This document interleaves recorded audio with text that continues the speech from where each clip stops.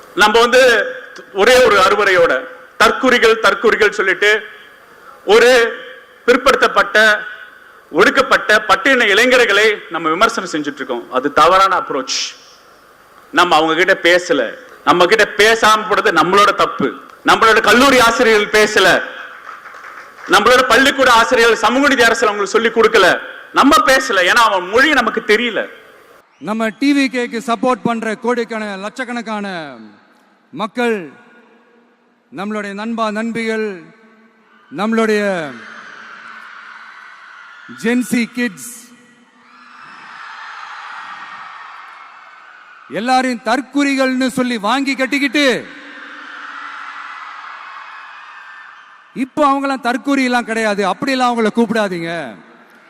அவங்க சங்கிகள்லாம் கிடையாது, அப்படியெல்லாம் அவங்கள கூப்பிடாதீங்கன்னு சொல்லி ஒரு குரல்.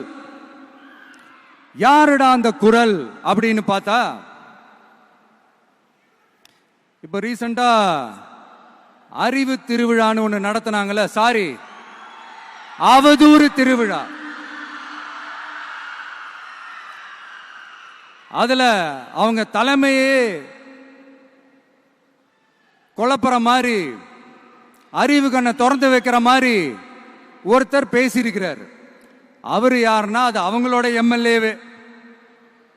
அந்த எம்எல்ஏ யாருன்னா நம்மளுடைய கொள்கை தலைவர்கள்ல ஒருத்தரான மக்கள் சேவகர் அஞ்சலை அம்மாளோட சொந்தக்காரர்.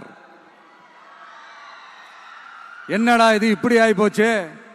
டிவிகேக்கு சப்போர்ட் பண்ற மாதிரி நம்ம கட்சியிலிருந்தே ஒரு குரல் வருதுன்னு சொல்லி தலைமையில ஃபுல்லா கன்ஃபியூஷன்.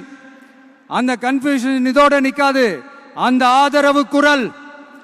ஆதரவு குரல் ஒரு வீடு விடாம, ஒரு இடம் விடாம, எல்லா இடத்திலையும் எல்லா வீட்லயும் இன்னும் பலமா எதிரொலிக்குதான் இல்லையான்னு பாருங்க.